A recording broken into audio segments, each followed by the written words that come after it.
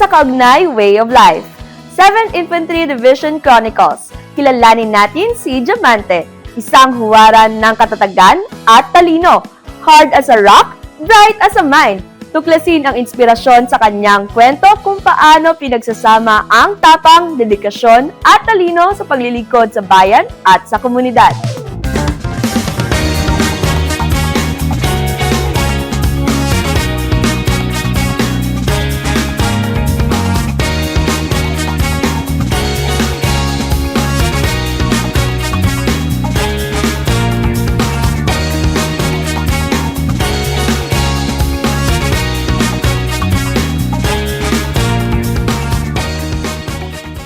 Sa bawat pangarap na tinatahak, may mga hakbang na puno ng sakripisyo at determinasyon. Siya ay nagsimula bilang isang simpleng guro, isang individual na hinuhubog ng kahirapan at responsibilidad. Bilang isang hardworking student, pinagsabay niya ang pag-aaral at pagtatrabaho upang maitaguyod ang sariling kinabukasan. Hindi naging madali ang kanyang landas, ngunit sa kabila ng pagsubok, pinili niyang magpatuloy. Ang kanyang kwento ay patunay na ang sipag, tiyaga, at pangarap ay kayang magbukas ng pintuan tungo sa mas mataas na layunin, ang maging isang ganap na sundalong opisyal.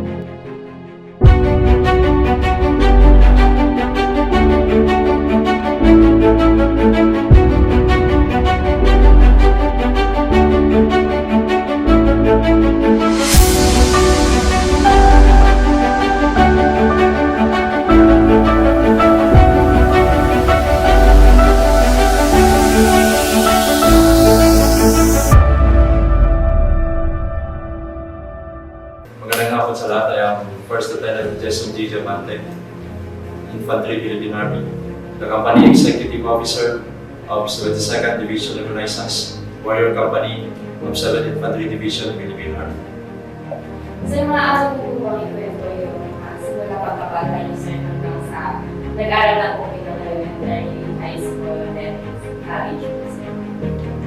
Ngayon na sa lahat, ako ay lumaki sa isang simpleng pamilya. Sa murang edad, naranasan ko yung hirap ng buhay.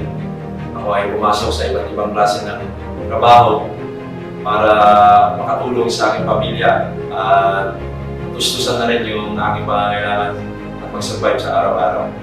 Nung ako ay elementarya, ako ay nag-aaral sa Dinaygani Memorial Elementary School sa Parang Maguindanao. Kahit pa sa murang edad ng pagiging elementary, minsan may mga araw sa klase na ako'y lumilipad dahil gusto kong maghanap buhay, makapaghanap ng diskarte para magkapera at makatulong sa pagpili ng mga pilihin, lalo na ng pagkain ng aking pamilya. Noon namang ako'y nag-aaral ng sekundarya sa Army Union Science High School sa Sarmiento, Parang Maguindanao.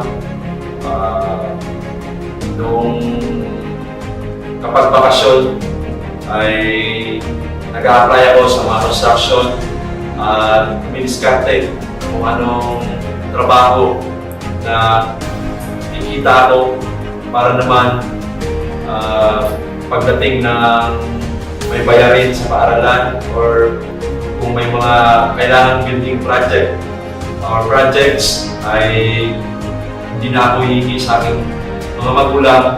At noon naman ako ay nagkolehiyo, ako ay nag-enroll sa kursong Bachelor of Secondary Education in Mathematics sa Mindanao State University, Maguindanao, sa Dato Vincenzo at Maguindanao. Hindi rin naging madali yung buhay ko noong kolehiyo dahil minsan may mga Sabado at Linggo na hindi ako umuwi sa bahay dahil wala akong pamasahe. At ang ginagawa ko na lang, lumidiskarte, naghahanap ng pwedeng tumulong or pwedeng mapagtrabahuan. Umabot din sa punto na talagang wala na talaga akong pambiling pagkain. Kaya minsan ang nagiging diskarte ko ay pinapakiusapan ko ang aking mga boardmates or yung mga kasama sa boarding house na ako na lang magluluto para sa kanila at hihingi na lang ako ng konti para may makain. Tapos, nung ako'y nagtapos sa awa naman ng Diyos, natapos ko yung kurso ng nakinuha ko ng saktong taon at sa parehong taon din, sa awa ng Diyos, naipasa ko yung board examination or licensure examination for teachers for being a mathematics teacher. Nagturo ako ng junior at senior high school ng 1 taon. At pagkatapos ng aking kontrata, ay pumasok din ako sa isang review center na kung saan nagtuturo kami ng mga gustong mag-take ng civil service examinations. At yung iba naman ay licensure examinations. Sir, alam ko po na simula pagkabata pa lang po is mahirap na po yung buhay niyo, sir, no? Ano po yung mga naging way o sino-sino po yung mga naging inspirasyon niyo para mapatuloy po sa buhay? So yun nga no, dahil sa hirap ng buhay na aking dinanas mula pa ng aking pagkabata, ay ito yung naging nagsilbing motivation or drive ko para ipagpatuloy yung paghahanap ng permanenteng trabaho or pagpasok sa Philippine Army. Isa sa mga nagiging inspirasyon ko kung sa hirap ng aking dinanas ay ang aking pamilya. Dahil gusto ko rin silang mabigyan ng magandang pamumuhay. Gusto ko rin masuportahan yung aking pamilya sa mga araw-araw nilang pangangailangan. At matulungan ko na rin ang aking mga magulang, lalo-lalo na sa mga kapatid ko pang nag-aaral. Ayun nga, isa sa mga hindi nagpasuko sa akin nung ako'y nag-training pala, may mga gabing ako yung iiyak din sa training dahil nga naisip ko na hindi madali yung pag-convert from civilian to military.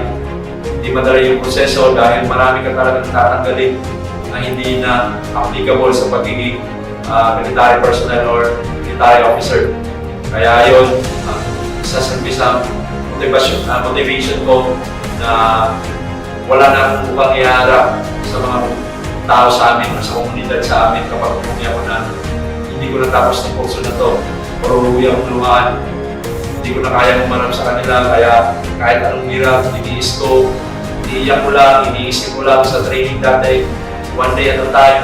Tapos parati lang ako nananalangin sa Panginoon na mapag-survive or mas matapos yung bawat araw na training at matapos yung duration ng training at maging isang ganap na teniente ng Philippine Army. Sir, sino po nag-encourage sa iyo na mag-apply o magsundalo, sir? O nasa dugo niyo po ba ang magsundalo, sir? Yung una talagang nag-encourage sa akin ay yung nakakatanda kong kapatid na babae. Una siyang nakapasok sa serbisyo bilang enlisted personnel.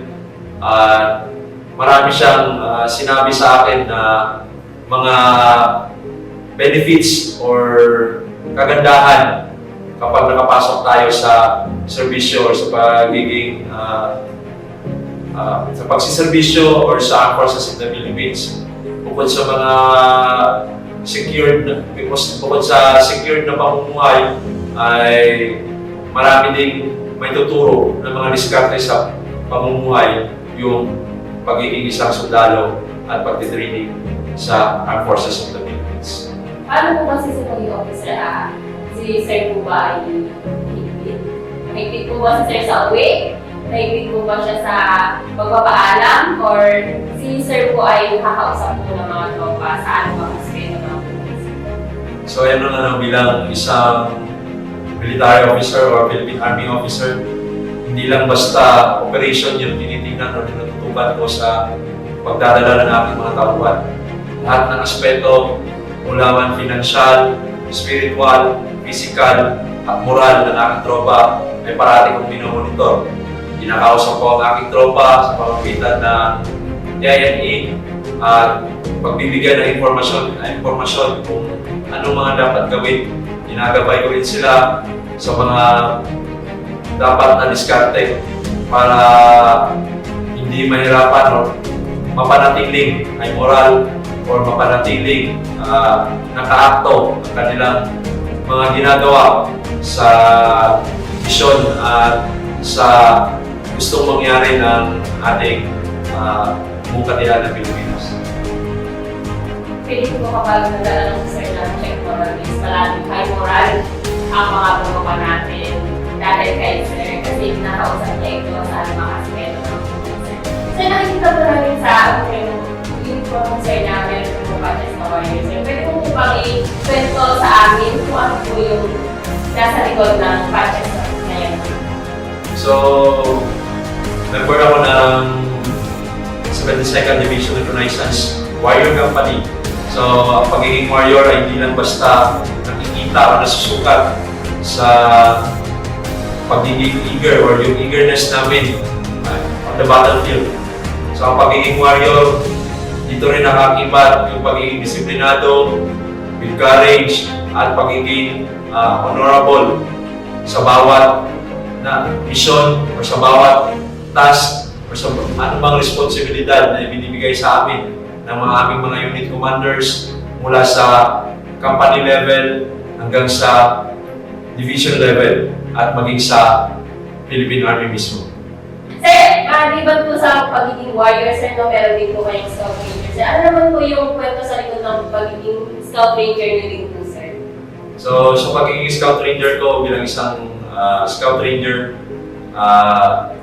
we are well known bilang isang silent, swift, at saka fearless. Meron din kaming iron determination sa bawat ginagampanan namin na mission or isa rin sa aming proficiency ay ang pagiging isang magaling na combat leaders. Sir, bilang officer ka po, paano po, gaano po kahalaga sa inyo ang mga enlisted personnel po, sir? Alam naman natin na yung mga enlisted personnel natin ay ang backbone ng Philippine Army. Kaya bilang isang officer, parati kong pinapahalagaan yung aking mga subordinates, kung ano yung kaya kong ituro sa kanila, tinuturo ko, kung ano yung dapat kong pakialaman na hindi na tama sa kanilang mga ginagawa ay ikinokorek o tinatama ko. So hindi lang sa pagiging officer, hindi lang basta pag-uutos, kundi ang pagiging officer din, ikaw yung responsable sa kung ano yung mga tama at maling ginagawa ng iyong mga tropa. Ikaw, sir, paano ka po mas matatagal? Paano ka po mas nahugot ng Philippine Army, sir? Para i-encourage mo po yung ibang kabataan na mga gusto pumasok sa Army, sir? So, pagiging Philippine Army, dito, natutunan kong maging isang responsable individual. Dahil sa Philippine Army, o sa kung anumang branch ng Armed Forces of the Philippines, tuturuan ka nila kung paano maging isang ganap na individual na handang tumugon sa kung anong pangangailangan ng komunidad. At dahil din dito, na-appreciate ko yung pamumuhay ng bawat isa. Ito rin isa nagbibigay ng inspirasyon na hindi lang basta pamilya yung natutulungan ko mula nung ako'y pumasok sa serbisyo.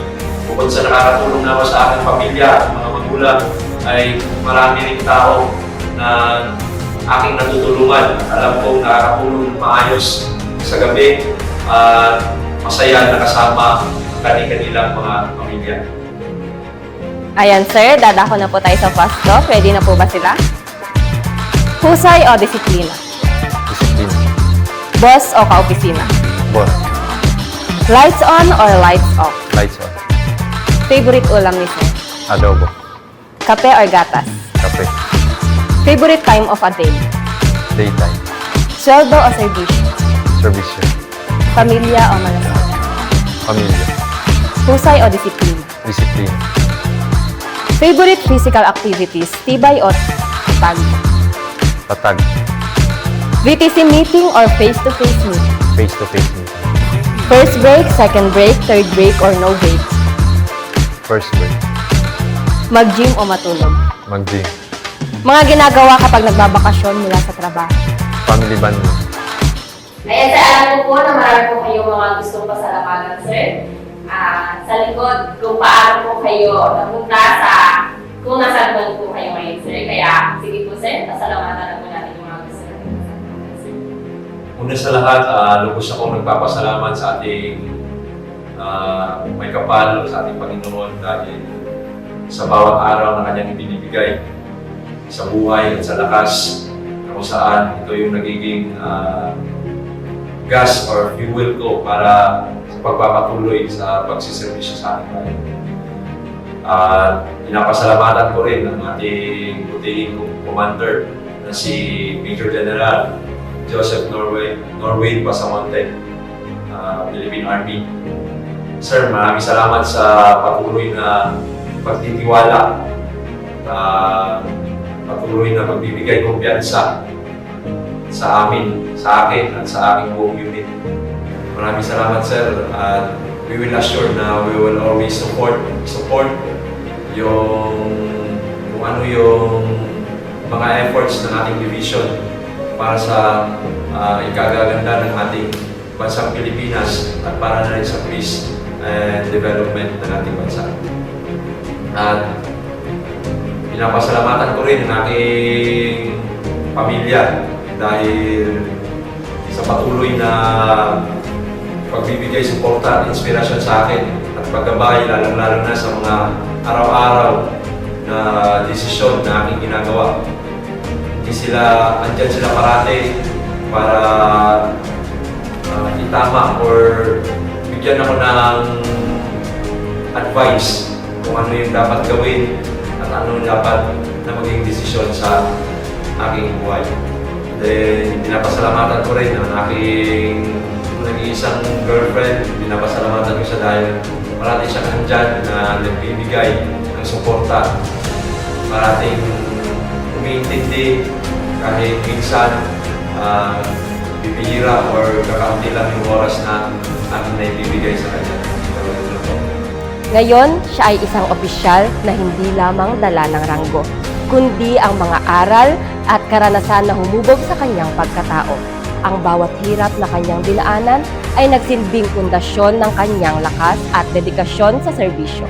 Mula sa pagiging guro hanggang sa pagiging sundalong leader, pinatunayan niya na walang imposible sa taong may matibay na paninindigan. Ang kanyang buhay ay inspirasyon sa marami. Isang paalala na ang tagumpay ay hindi nasusukat sa kung saan ka nagsimula, kundi sa kung paano mo nilaban ang bawat hamon upang marating ang iyong pangarap. Muli, ako si Mitch Dayan Lumasak at ito ang Kaugnay Way of Life.